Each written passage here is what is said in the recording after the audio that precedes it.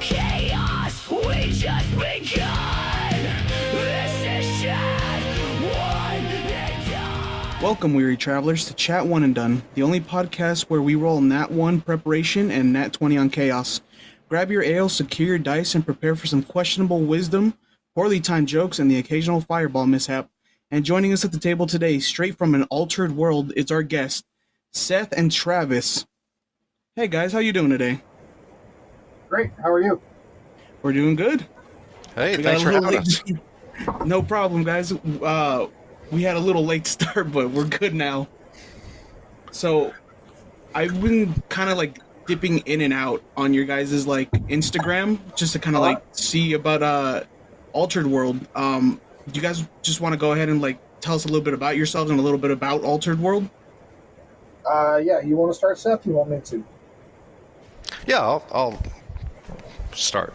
So, my name is Seth. Travis and I have been best friends since the 7th grade, and we've been enjoying tabletop role-playing games for most of that time. And one of these games is called Altered World. We were lucky enough to be part of the crowd that was involved in its development many years ago with some friends who were making the primary effort on driving it. And what was it, 25 years ago? Gosh, a long time ago. So. Yeah, there you go.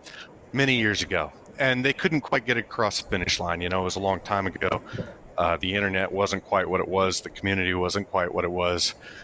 And a couple of years ago, Travis and I were talking and just reminiscing about the game and realized through a set of kind of misconnections over the years that we had a way to revive this thing and bring it back into the world. So that's what we've been trying to do. We think the game is really great, obviously. We've done a lot to edit the thing and improve it where we can. Maybe it wasn't quite ready for prime time when they thought it was 27 years ago. So we've put a lot of work, breathed some new life into it.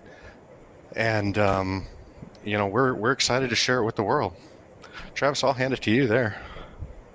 Yeah, like Seth said, we were part of the development and playtesting team all those years ago. And the game itself clearly has inspiration from Shadowrun. I think the original creator is a guy named Mike Hill. He first started doing the original writing that became Altered World like in 1988. Wow. Right around the same, it may have been 89 because I think Shadowrun First Edition originally came out in 89. It's not clear. I will say Mike's game world, and there are some details that are almost terrifyingly prescient in what he has kind of laid out in his game world, and in the narrative setting. And so he very well may have predated Shadowrun. I don't know, but it's clearly inspired by it or close to it, and it's also clearly inspired by GURPS in the way that character creation is done and things like that. It's a blended science fiction fantasy setting. It's got some weirdness in the timeline. The broad brush is that originally the timeline started in the year 2023. We've since advanced that to 2025, but aliens arrive. We get some technology from them, but then they try to enslave us, and we, being humans who are good at nothing other than killing each other, kill all the aliens that are attacking us on Earth. Yeah. And then there's a company called New Tech. They had developed they had an R&D skunkworks facility just outside of Erie, Pennsylvania. That was imagine a tunnel that's bored vertically into the ground, and that became they built their structure off of that tunnel, so that from a security perspective, it was easier to keep people out. And they had some experiments going on with temporal distortion and dimensional manipulation in an attempt to make it possible to take the fight to the enemy homeworld. Yeah. And so you have these two experiments, to some degree authored and executed by AI that had their power kind of turned up to 11, and they overlapped. And so this facility and the small town that had grown up around it, think kind of like Los Alamos was during the Manhattan Project, that whole little facility got sucked across a dimension and then went back in time by about 1,200 years to the year 809. And so this facility just literally emerged off the coast of Lake Erie. And then from there, there's a whole bunch of things that kind of fall out. About 90% of the global population dies due to temporal radiation. The people that do survive and their kids start to manifest supernatural powers. Oh, shit. Another alien race emerges. They're a race known as the Morthi, that they live partially within this substance, essentially, that's called the flux. If you imagine, if you're even remotely familiar with string theory, this idea that every possible combination of events that ever could happen does happen somewhere. And that's kind of manifested as this force that we call the flux. And the Morthi live partially within the flux, and they can only exist on worlds that have high levels of flux radiation. Huh. And so they show up and they start helping these essentially mutants. They come to be known as Sorene, which is a Morthi linguistic term. But they help people kind of come to grips with their supernatural powers. And then a couple of other things happen. There are all of a sudden like priests and religious people all over the world, not just priests. Some of them are lay people, but religious people all over the world start having their prayers answered directly and materially in front of their eyes. And we call it the gods awakened. There were some people that were kind of more traditional occultists that, seeing that some of the deities that were traditionally associated with their practices started to get hopeful that maybe they would actually be able to do real magic. And a Sorene, who was a man named Count Francis Pariah, he discovered another dimension that was awash with this energy substance referred to as logos, that some people have the ability to channel through their body to create essentially spells. The problem is lots of these mages burn themselves to a cinder trying to figure out how to do it. Oh, shit. And then the other one is the other supernatural element that actually came in very early on before the shift back in time. Was called the Calcatro. This was a mental discipline that was actually introduced by the Lyrith, the original aliens that started the whole problem.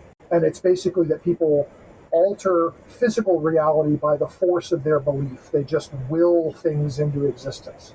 Oh, and shit. So these end up being what are called, mechanically, we refer to them as Neashi. Okay. And it's in the game, it's kind of like a class, but it's really more about, if you have supernatural powers, how do those powers work in the world, as opposed to what powers you have access to. And then, so let's see. At some point in here, you have the establishment of a world government that is known as the United Terran Republic, that is paranoiacally xenophobic against this original alien species, the Lyrith. It's like they have this kind of countdown timer of the Lyrith are going to come. Yeah.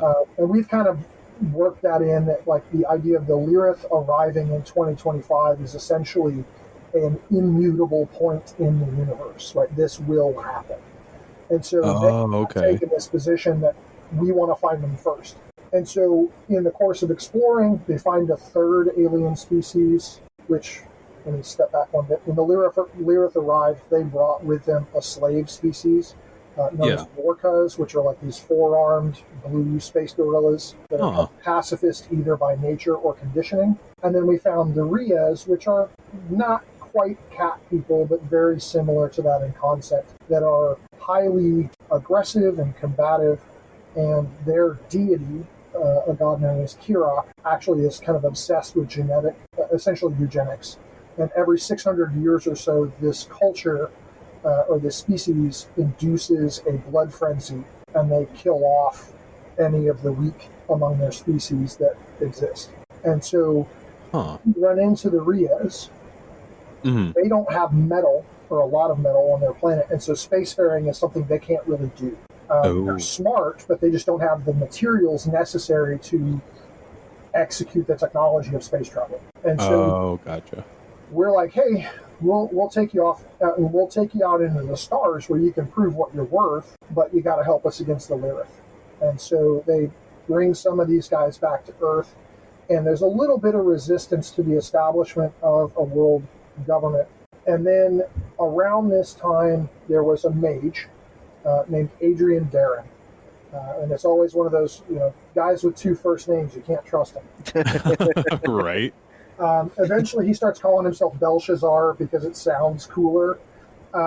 And he is a bit of a nerd, and he sets up these resorts around the world where he uses very, very powerful illusions of elves and dwarves and halflings and monsters and dragons and things like that to create an amusement park, essentially. These illusions are so powerful that they are basically semi-autonomous. They're not real beings, but they kind of act like they are. One day he just disappears. And then the next day, every single one of his creations wakes up with true sentience, and now you've got thousands and thousands of elves and dwarves and all these things that are just kind of walking around, and people don't really know how to deal with this. And so most of the elves, they're referred to as she, as in the Gaelic word she, S-I-D-H-E. Okay. And they kind of go off into the wild, most of them do, and they form their own kind of government. The UTR is, at first, kind of okay with this. There's this concept that cities are relatively autonomous in the way that they govern, but they pay taxes based off of land usage by acreage. And so what you end up with is this strong incentive to build up and down. And so you end up with a city that has very, very tall, like kilometer tall skyscrapers, and then like 7 or 8 mile, 5 or 6 to 8, 10 kilometer deep shafts going down into the earth, because then you can maximize population density without using a whole lot of surface area. And I'm assuming if they tunnel in and under, they can get around the loophole of acreage? Yeah, I mean, typically they don't connect the shafts together, but they could. There are a couple places where that's kind of a paradigm. The prime city in there is the original New Tech. And we figured out it's about I think it was about 90 square miles. So a little more than that. It's about, I think it's 120, 150 square miles. So about half the actual land mass size of New York City. But you're sitting at about somewhere between 600 and 700 million residents in that particular area because of the and at that, because of the way that spatial construction works, you don't really exceed the actual population density, the experienced population density beyond the largest or the most dense population centers here on Earth currently, like Manila and Tokyo. And it's just because you've just got like city stacked upon city stacked upon city. And so the Shi, they go out and they form their own kind of tribal government. They don't want to pay their taxes. And so the UTR decides that that's not going to fly, and they go to war with them. And this coincides with, at least somewhat coincidentally, with this 600-year cycle of the Rias. And so they go to war with them. And it's this big war, and it's known as the Wild Wars, and it kind of is a defining cultural moment. Peace is actually ultimately brokered because there was a dragon who's a major NPC that kind of, due to a series of stuff, ends up stuck on Mackinac Island. He's surrounded by a bunch of Rias working for the UTR, and he asked the Shi, and the Shi were using his island as their kind of their base of operations. And the Shi refused to help, and he had some Tenenveer, they're kind of like trolls that worked for him. So he's like, well, fine, I'll do it myself, right? And he comes in and just murders like 150 of these Rias warriors by himself. Oh, Jesus. And then that kind of like, and then he comes in and like kills all of the leadership on the Shi side because he's like, you betrayed me, and he just murders them all. And then that kind of breaks the back of the movement, and you end up the Wild Wars end. So that all takes place over the span of about 120 or 150 years, something like that. And then the game is set about 700 years after that. Okay. And so that's why we talk about this. We have it's a marketing tagline, right? But we call it 28th century living in 1546 because they have identified that 2025 is a fixed point when the Lyrith will arrive on Earth. Yeah. They have continued to use the same calendar and just said, okay, we went from 2025 to 809. It's now 1546. Because that serves as a countdown to this event. It allows them to keep some portion of the population focused on this, even though there's not a single human alive who ever experienced the Lyrith. But there's still this kind of fear that's mongered a little bit. And there's a little bit of ambiguity with the UTR. Seth and I have interestingly different positions on where they sit. I tend to think of them as not overtly oppressive, but definitely on the dehumanizing and callous side of things. And Seth, how would you describe your general taking on the UTR? The reptilians. Well, quite the opposite. Like, I just don't have a feeling of them as being so. Whenever Travis and I talk about it, he wants to paint them in a more villainous light than I'm comfortable with.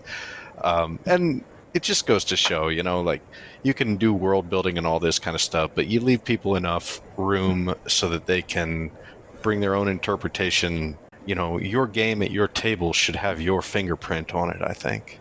Oh, yeah, for sure. Yeah. You mentioned the Manhattan Project kind of like right out of the gate, and I was hooked, and you just kept sprinkling sugar on top. I'm a little bit of a conspiracy guy. Where do you feel like you're pulling a lot of your inspiration from for the world building? So, frankly, a lot of this is stuff that we inherited, right? This world was very set when we first started into it. Most of what we've done out of respect for the original creators, we haven't done a whole lot of monkeying around with things with regards to the timeline. There are some places where we have adjusted dates, I think, because, like originally there was a thing from the time we killed the Lyrith until the time we actually blew up their homeworld was something like 11 years. And you can't go from not having an intergalactic navy to we built all these ships and whatever in 11 years. It just doesn't work. But what I think, the stuff that we've world built on top of what Mike had, and what I think Mike originally went with, was to take something and then turn it on its ear to some degree or another. It's like take whatever your immediate expectation of where this would go. Yeah. Almost subvert that expectation automatically.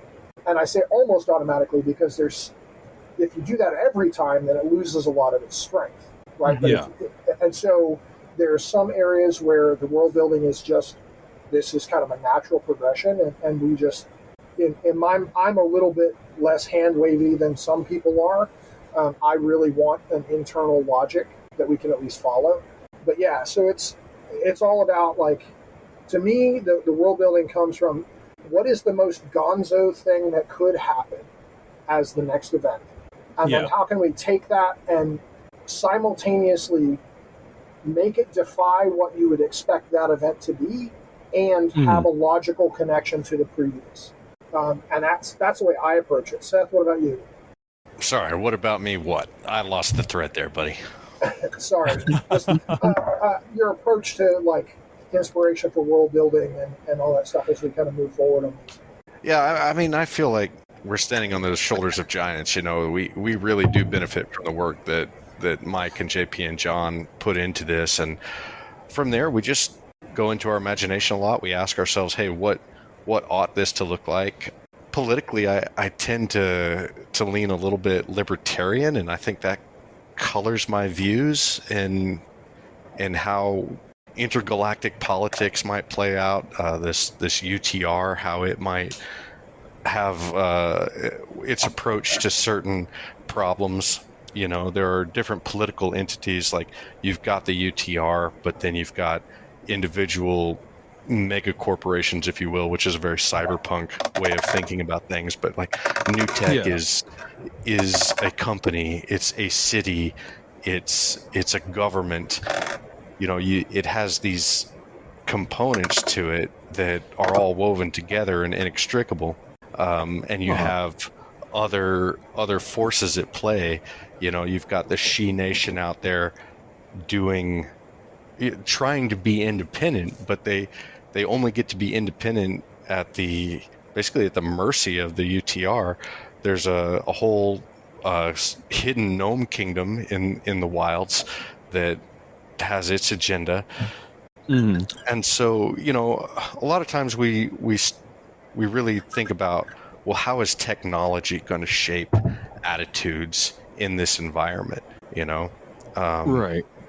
And just playing the what if game and going down that. But, you know, I might watch some sort of futurist YouTube video and I'll share that with Travis, and, you know, it might percolate for a few weeks, and then we come back and talk about, well, you know, in a world where this is happening, you know, how might the government approach things like firearms or the cost of ammunition, and how that might make melee weapons a much more feasible option in a lot of places where, so if we want to have this sort of blended science fiction, cyberpunk, sword and sorcery aesthetic, how can we logically get there where, like, look, there's a reason none of us are walking around packing swords, you know? Even if you're interested in self-defense, a firearm is a superior weapon every day of the week, right? You don't bring a sword to a gunfight.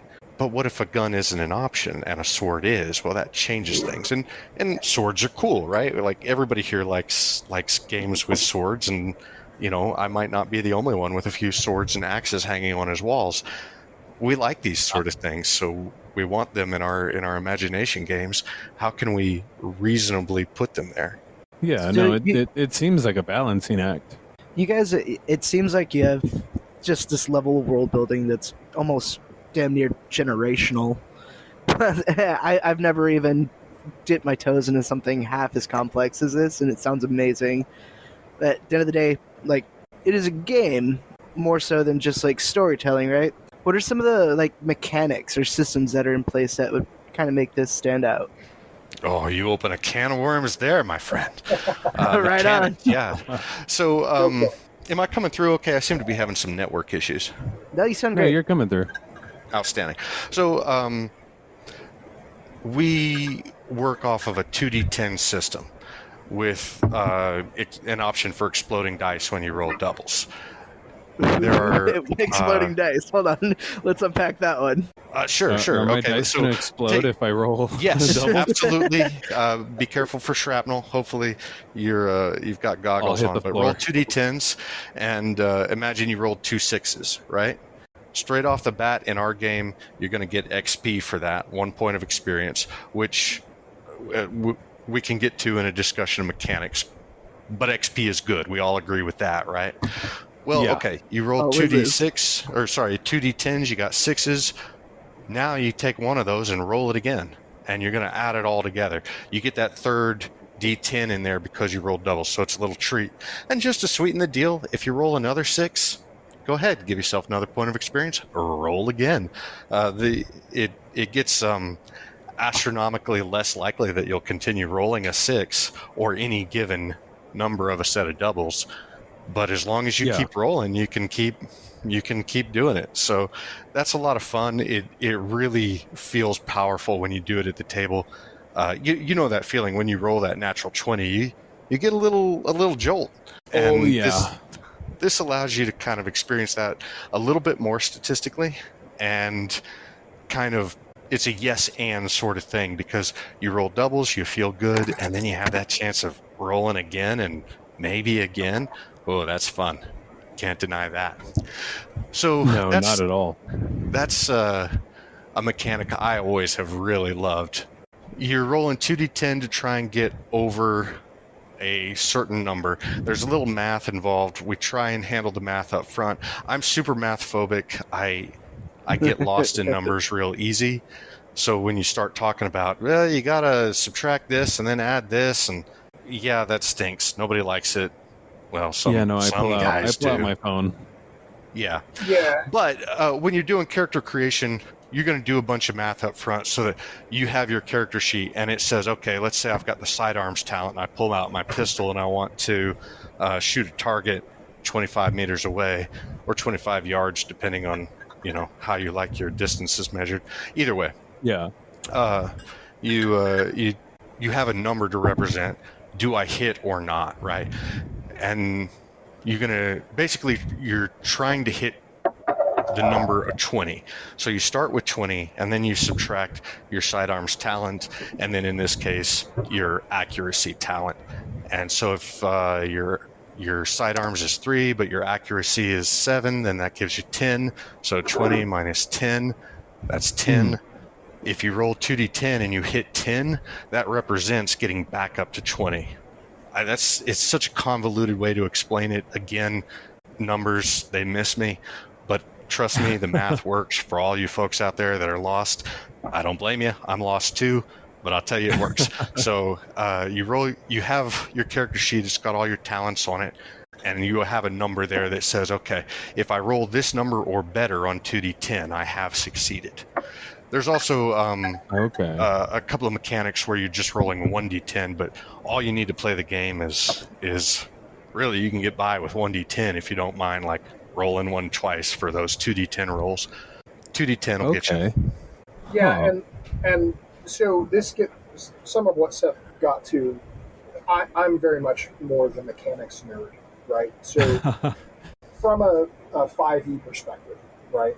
Everyone's kind of used to this idea that that you have increasing DCs for increasing difficulties of tasks. Yeah. And so if you say, hey, a 25 is not, it's hard, or a 20, whatever the scale is. Our perspective is that when you're looking at tasks that are all relative to the same talent, the task you're performing is not inherently harder than any other task you would perform within that talent. Now, I would say performing brain surgery is probably harder than shooting a firearm. But the things you do with shooting a firearm, that's all in the same ballpark of each other. And within brain surgery, it's all relatively comparable difficulty. Dexterity. What's that? Dexterity. Yeah, well, and where things get, a given task gets harder to be successful at performing has to do with environmental factors, right? Conditional modifiers that make your task harder to perform in the moment. And so, Seth, you did a pretty good job of explaining it. Sometimes it's useful to just give something a name. That number that's on your character sheet is called your action roll base, or your ARB. And it's just, your ARB is the number you have to roll with 2d10 to be able to get to 20. And we have degrees of success beyond 20. So like if you roll a 21, that's one success level. You can use that success level to do things. You spend it. We don't have degrees of failure. There are times where degrees of failure do come in, but in general, they're not that important. It's really more when two people both fail and you're trying to figure out like who failed worse. But in general, you either fail or succeed, and then if you succeed, how successful were you at the test? Okay. The other thing that was interesting that you didn't touch on when you talked on doubles, Seth, is botches. So a botch is double ones. That's because I've never botched in my life. Oh. Your face is a botch. Anyway, double ones are cool in my mind. What I really love about them is that unlike systems like D&D where in combat you roll a natural one and you fail, right? Just no matter what, you fail. What you end up with is if you roll double ones, you get a point of experience, the dice still explode, and you could still be successful. But you have some kind of bad thing happen. So you could still shoot and hit your target, but your gun jams. And now you create this narrative complication that you kind of deal with. And so to me, that's more interesting than just this, oh, you have a 5% chance, or in this particular case with our system, it would be a 1% chance that no matter what you do, no matter how good you are, you have a 1% chance at failing at anything that the game master says you need to roll for. Yeah. And because that When we just talk never about a sits right. 5% chance, it is a dig at the D20, right? Like any one number on a D20 has a 5% chance of coming up on any given roll. And so that's kind of the extension of how this works with the other ones. You want me to take another mechanic, Seth, or you want to go for some more? If I can come off mute, I'd like to zoom out and just talk a little bit about the philosophy of mechanics. You know, when you're talking in game design, this tension that you have between making a mechanics system that is highly representative of reality, which can account for a lot of different variables and think about all the things you could do and map out results based on the roll of some dice, versus something that's way more streamlined and therefore gives up some of that realism. And the more realism you have, the more complex your system is, which typically is going to slow down gameplay. So that's something we have to balance very carefully. And everybody's going to have their personal preference on that balance point. You know, there are a lot of different role-playing games out there, and they approach this problem differently. You know, currently, 5th edition is a little bit more rules light. You know, it's trying to streamline a lot of these processes so that you can just get in there and tell your story. But that leaves some things a little flat, you know, like if you talk about a D20 and there's a 5% chance of any given number showing up on any particular roll, well, that means every time you roll, there's a 10% chance of a nat 1 or a nat 20. And that just doesn't feel quite right to me. Like, yes, I super succeed, or dang, I super failed. So our system is a little bit crunchier because of that, and we do try and have that balance where we represent a lot of things that can happen and give people a lot of choice and agency in what they want to do. That is a big driving factor in the philosophy of how we put this game together, is the preservation of player agency. I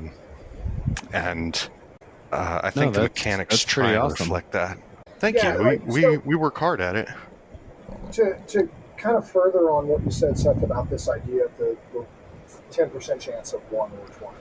Like, I tend to think of this in terms of, let's say, for example, in D&D terms, you're trying to go with something that's got a DC of 15, right? That's moderate level of difficulty.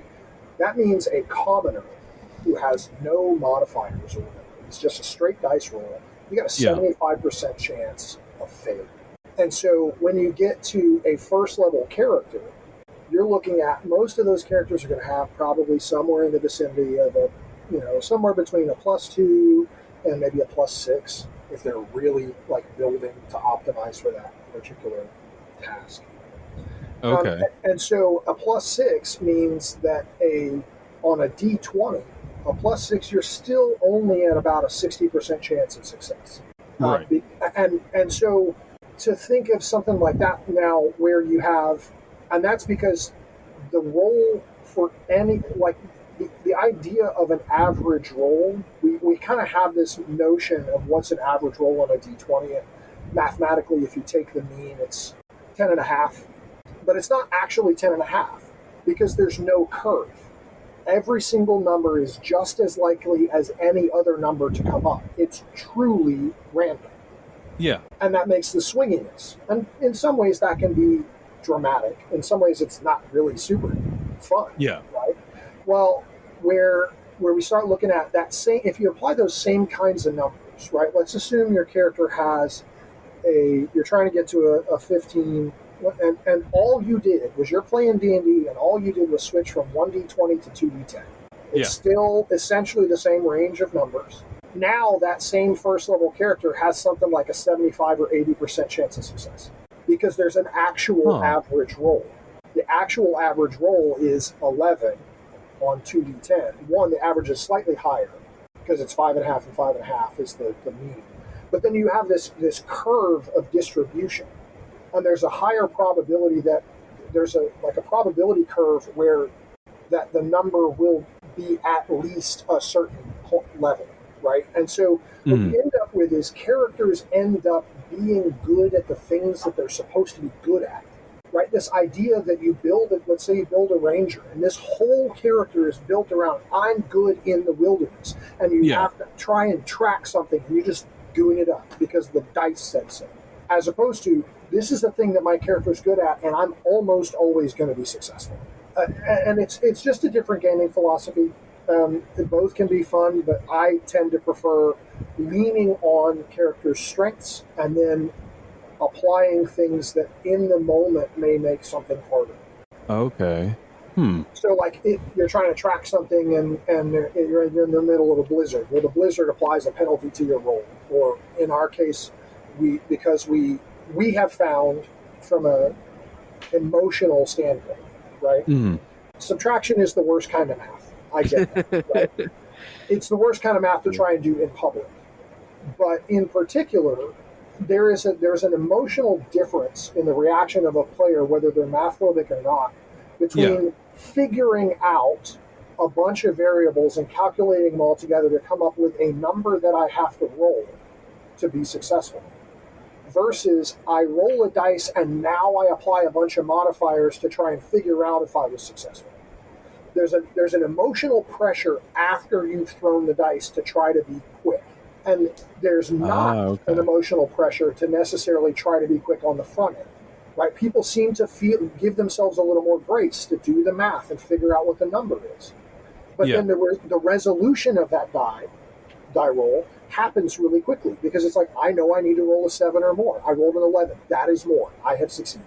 And you're doing the same math. It's just a different time order and in different directions, right? But at the end of the day, we find that people tend to be a little, once they get the idea, they can enjoy the math a little bit more for what that's worth.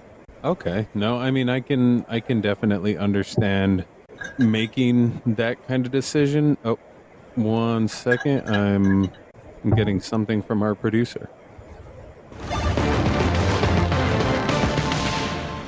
Looks like we have a special news bulletin from our in-dungeon reporter, Dante. Dante, what's happening in the village square? A bunch of fucking goblins started a bake sale. Oh, that's surprisingly wholesome. Yeah, it was. Until someone bit into a cupcake and it bit them back. Okay, never mind. That sounds more painful. You're telling me. Anyway, I'm getting back in line for a third one. And back to our regularly scheduled program. No, it's a really great thing to kind of break up the monotony and bring kind of a different mindset, something more experimental. Well, and that's coming from someone who's, mostly played 5e. Yeah. Or D&D in general, 5e, 4, 4.5. I think when I started was 3.5. So I'm still, I guess you could say, newer to it, but I have been playing a while, and it definitely sounds like it would be a fun take on things, especially once you get the hang of the modifiers and how it all works, and then just getting comfortable with having the 2d10 instead of the 1d20, which that's just breaking that little barrier of, oh, this is what I'm used to, this is what's new. Yeah, honestly, you roll doubles a few times and that helps. This whole thing is really making me feel like a spoiled little diaper baby with my 5e and my apps, where I get that instant gratification of just clicking a button and knowing what the outcome is. Yeah, give me that serotonin boost. Well, anyways, guys. We're not there yet, though. Well, anyways, guys, we're going to go ahead and jump into the game portion of this. Are you guys ready? Sure, I guess. Yeah. All right. Can you go ahead and roll me that D4, please, and I'll tell you what game you guys are going to be playing. I got a 4. of Ooh. It's you 30-second backstories. So the concept of the game is I'm gonna give you a name, a race, and a class, and you guys have to come up with a backstory and a voice for the character. At the end of it, we'll decide between the group who had the best character. Okay. All right, you guys ready? So the name of the character is Thistle Underburrow. The race is a half elf, and the class is a bard. All right, I'm gonna. Race was what? The race was a half elf. Okay. Alrighty, I'm gonna go ahead and start the timer and begin. That's 25 and stop. All right. Alrighty, you guys ready? I suppose. Alrighty, who would like to go first? I will let both of our fine guests go first, and then I'll say Dante, and then me last. Alrighty. Oh, okay. So no pressure or anything. None at all. High-pressure None at all. games. All right. I have no idea what we're doing, but I'll just dive into it. Okay, so Thistle Underburrow, a half elf bard. He was born in a forest, but his parents didn't want him, being of half elf lineage, so they dropped him off at a goblin orphanage where he had to sing for his supper and his lunch and his breakfast, and he's been doing the best he can since then. And as a bonus, I won't make you listen to me sing. I should win right there. I would give you bonus points if you did sing. Let me go grab my tambourine real quick. No, you wouldn't. Alright, that was a really good story. Well, my name is Thistle Hornblower, Downblower. I can't ever remember my last name. It doesn't stick in my noggin all that well, but I grew up in Horn Pickle Hollow outside of Fariburgo. We grew turnips, and I just got tired of it. My dad, he left. He kind of got my mom knocked up and took off with some kind of highfalutin elf travel bug that he had to go do, and so I just started playing the harmonica when I was waiting for the turnip truck to come along and take me out to market, and people started liking what I did, and so I then just went ahead and decided that turnips sucked and I was going to do harmonica for my whole life, and that's where I end up. Nice. It's real blues travelers. I like it. Turnips do in fact suck. They do. Alrighty, Dante? So my take on it was Thistle was abandoned in a forest by his half-human, or what? I'm sorry. One of the parents was a human, the other was an elf. That's why they're half-elf, right? They were abandoned in the forest, and then was found by a kind little halfling family who happened to own a tavern in the nearby halfling village, and just kind of grew up singing for extra portions and spare coins in the tavern, and trying to, help pitch into his adoptive family. And that was about as deep as I got. Okay. That's pretty good. And finally, to our co-host, CJ. Well, hello there. Oh no. My name is Thistle Underburrow, and I come from an interesting family. You see, my parents were great. They loved me, but they were just cramping my fucking style, It didn't seem right. And one day, they took me to a tavern as they were hungry. I started wandering around and met this one bard. He was a great, great man named Mr. Cheezel. Now, he taught me a lot of things, and one of those things was how to please all the ladies with my voice. And now, I travel around and make it my goal to have as much fun as I can in every single town I visit. Visit every brothel bed in sight. And thus far, I be doing alright. Jeez, dude. The fucking voice changer caught me off guard. Oh, man. You know, I always go crazy with my stories. Yeah, you reign supreme in this game, dude. I'm gonna have to give my vote to CJ. That voice needed a little bit more of an ominous backstory to it. I think he sounds a little too creepy to actually please the ladies, I think. Yeah, there's a whole part of him that, you know, he didn't get to go into, but yeah. Oh no, he wasn't only pleasing the ladies, he was sacrificing them afterwards. Oh my god. There we go. Yep, there it is. There it is. There's the hook. Yeah. All right. Bard, yeah. not necromancer. Necro-dancer. He's a necro-dancer. Multi-classing for the win. Necromancer without romance, right? Exactly. See? All right, CJ, I'm gonna give you the win on this one, buddy. That was a fucking sick start. So I think it's only fair, since we gave you a point loss for every person you lost to, I'm gonna give you a point for every person you won against this one. So you're gonna get 3 points on that. So that's gonna bring you to a solid 7-7. It's solid, dude. He came out of fucking bottom of the ninth, bases loaded, and he fucking got it. So CJ, your count now is 7-7. Hooey! All right, gentlemen, that brings us to our final segment of the show. It's basically whenever a nat 20 really saved the day for you guys, and then a nat 1 basically just ruined your whole plans. Or if you want to do something based off your own world, then I would say the same rules. The time you had the best roll and the time you had the worst roll. So let me think. On the best roll, I'm actually... Well, okay. So worst nat 1 ever. I was playing. If you're not familiar with it, have you ever played Forge of Fury adventure?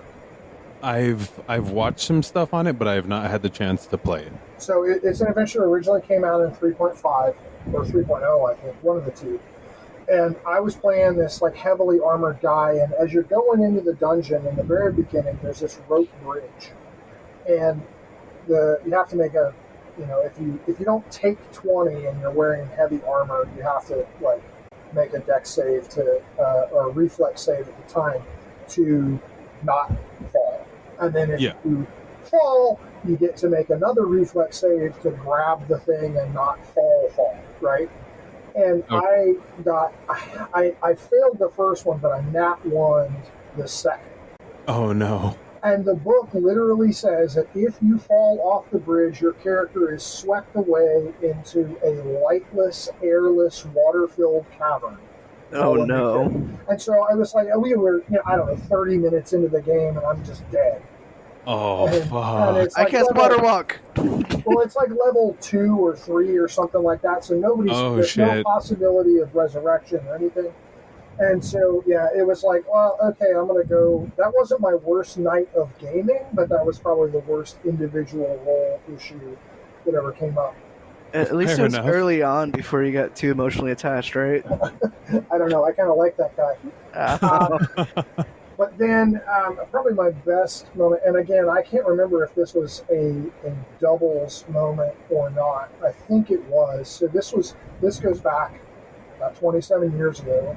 We're playing in a campaign with one of the original creators of our game. His name's JP, and he was a really great game master with really, really good improvisational skills.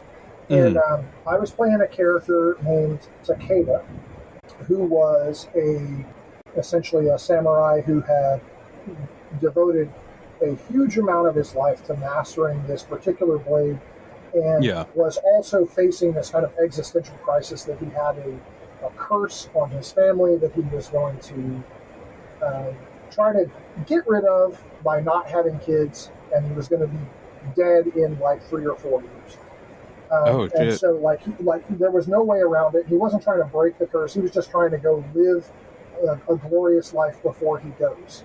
And so there was we were attacked in a cornfield by a bunch of what were described as woolly velociraptors. This velociraptor leapt out of the cornfield at me, and I sidestepped and took my blade up, and if I remember correctly, I rolled doubles and was able to do enough that it just like completely sliced the thing in half. And it was just part of it's just great narrative description from the GM, but it was just this really good moment of getting an opportunity to highlight this thing that I wanted my character to be good at and was really good at. It was just a lot of fun. Really had a blast. Oh, damn. Hell yeah. And that's what it is all about. What about you, Mr. Seth? So I was game mastering a group on an air base in Africa a couple of years ago, and we had a really good group, a core group, but it was sort of an open table, so people would come and go. And one night, like 10 players showed up. We just had too many people at the table, and then a couple of more people were feeling shy and they just wanted to watch. And fortunately, I had plenty of material prepared, and we had this combat scenario that came up that was kind of high stakes, right? It was pretty tense. There was a lot of smaller enemies on the board and a couple of bigger ones. The players not only had to deal with the fact that these enemies were trying to kill them, they were also trying to kill a couple of very small children that they had to protect at the same time, and retreat really was their best option. And the combat was going poorly, right? Like the players were getting their lunch handed to them. I wasn't pulling too many punches either, so they were struggling. And one of the players, it was her first time at the table. She'd never played a role-playing game before, Dungeons and Dragons or anything else, but she came in with a fighter build, an elven archer, and she took aim at one of the bigger enemies on the field. And Yeah. you know, she's into it, right? She's there and having a good time, but she's a novice at the hobby, so she doesn't exactly know what she's doing. She's like, well, I'll shoot my bow at this one over here, right? Okay, roll for it. And she rolls a natural 20, and it was enough to turn the tide of the battle, right? Like by felling this big nasty beast, breaking the morale of a couple of enemies around it, it gave everybody else the room they needed to beat feet and get out of there. It was a really satisfying moment, and I remember describing the aftermath of that shot, and I was a little over the top. I was really into the moment, and my description was probably a little bit more graphic and gory than some people were comfortable with. Like, there were people at the table whose mouths literally dropped open, and they were shocked at the whole thing. It was a lot of fun for me. I think a lot of other people were having a good time. I hope everybody else who was there remembers it fondly. They kind of avoided you in the chow hall the next day. Yeah, Didn't make eye contact. You know, my true colors, etc., etc. That's awesome. Alrighty, guys. Well, that is all the time we have for today. I want to just thank Travis and Seth. Thank you guys so much for being on. Is there anything you guys would like to plug? Yeah, where thanks for can having people us hear- on. Go ahead, Dante. I was just going to say, where can people hear The Altered World? So, as far as a plug goes, the first thing I want to get, if you go to DriveThruRPG and search for Altered World, you can find what we're calling our Beer and Pretzels kit. It is a kind of one-shot adventure, a standalone. It is a learn to play. It's got 10 pre-generated characters. It will walk you through a lot of the mechanics. It is a lot of fun. It is a replayable thing. There's some beautiful maps in there that you can download, character tokens. The art that we have on the game is really nice, if I say so myself. And of course, we have all the socials. The Instagram is the main one. Travis? Yeah, so just to piggyback on the Beer and Pretzels kit, it is currently set up primarily.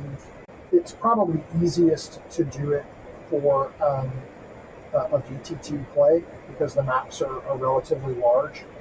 There are some tools out there that are free that you can put an image in and it'll slice it up for you. We're getting ready to release for like 50 cents or something, a sliced up so you can print them on just standard paper.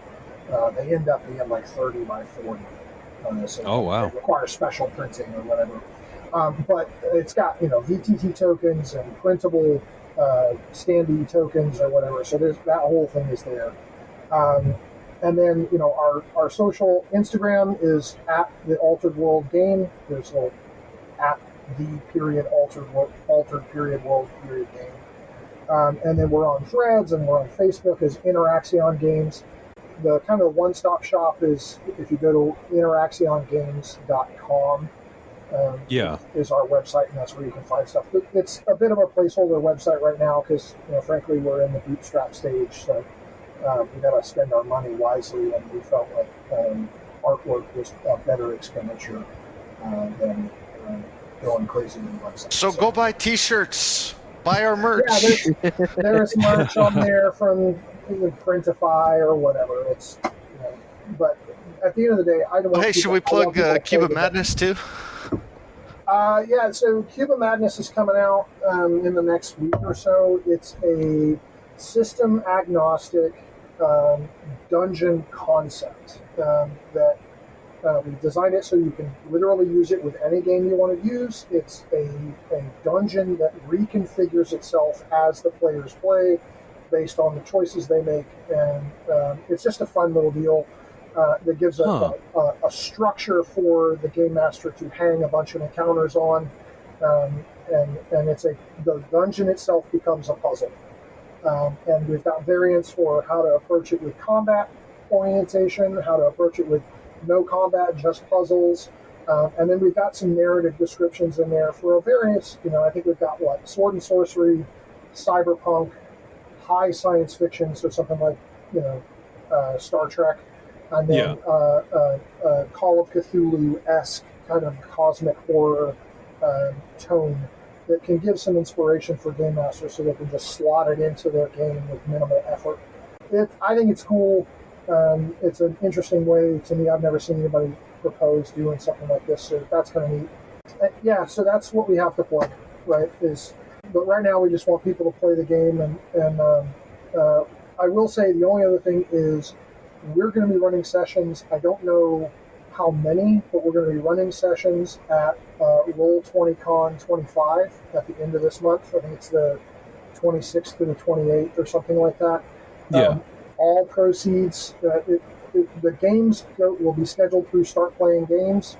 It's I think we're setting them up for like $5 a seat. All the proceeds from games that are part of this con go to benefit a charity called the Trevor Project. Start Playing Games and Roll20 are providing matching funds as well. So those are some, a way you can try out a new game for a couple hours and do some good in the world and all that. So that's what we've got to plug. Awesome. We want to do a quick shout out to today's sponsor, Beard Sorcery. If you want your beard to smell like a million platinum, go ahead and check them out. Yes, I currently have them in my beard, and I don't know if it smells like a million platinum, but goddamn, it smells good. But with that, I believe that wraps up another epic session here at Chat One and Done, and a huge thank you to Seth and Travis from the Altered World for stopping by the tavern, sharing their journey, and giving us a glimpse into the strange and exciting realms that they are building. So glad to be here. Thanks. Of course, and we will definitely keep in touch and, keep pace with all the info, what's going on. And to all you listeners out there, if you enjoyed hanging out with us today, make sure to give us a follow so you don't miss future adventurers. And do not forget to check out Altered World.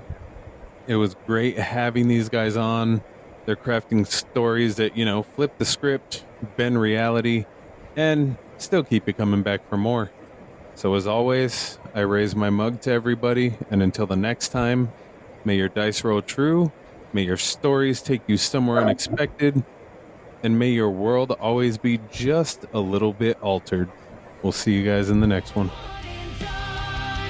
Legends fall and rise for fun. One bad roll, but we don't run. We fight through fire in the setting sun. Chat one and done. Glory, and loaded pots. From curses scrolls to demon tongues. We game to